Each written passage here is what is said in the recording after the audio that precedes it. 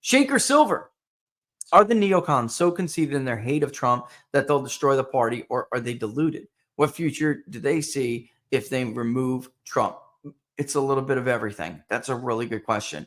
Honestly, it's a little bit of everything. Some of it is they really can't see it because they're not from the rest of our world. They don't live in the real world. They live in the constructed political world of the ruling class, and they don't see it. So others at this point, if they're being intellectually honest with themselves, they do see it, but they're deluding themselves. And they are so yearning and wanting for that time before Trump again that they're allowing their own delusions to overtake what they know to be true.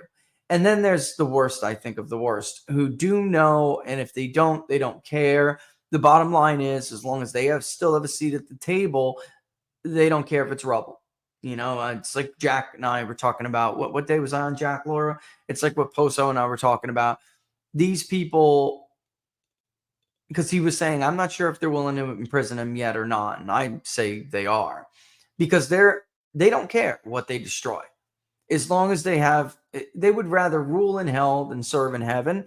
They would rather destroy the country, the great republic that it once was, as long as they could rule over the rubble. And these losers, they don't care as long as as long as the administrative state, it was Wednesday, thank you.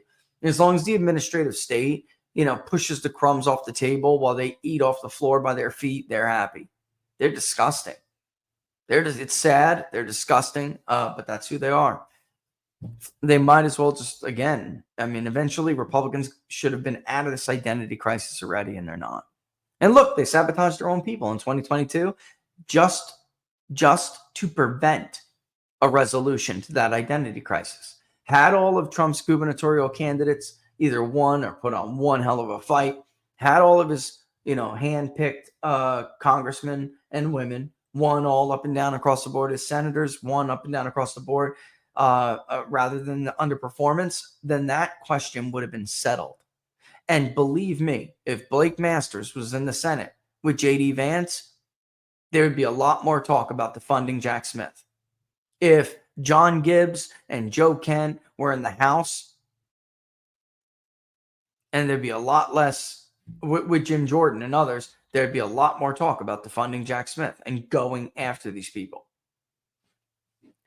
If there was a David Giglio representing California 13 right now instead of a John Duarte, they wouldn't be getting away with all of this.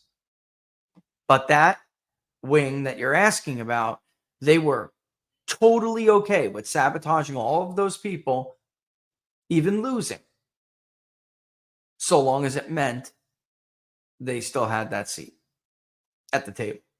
Crumbs. And that's what they are.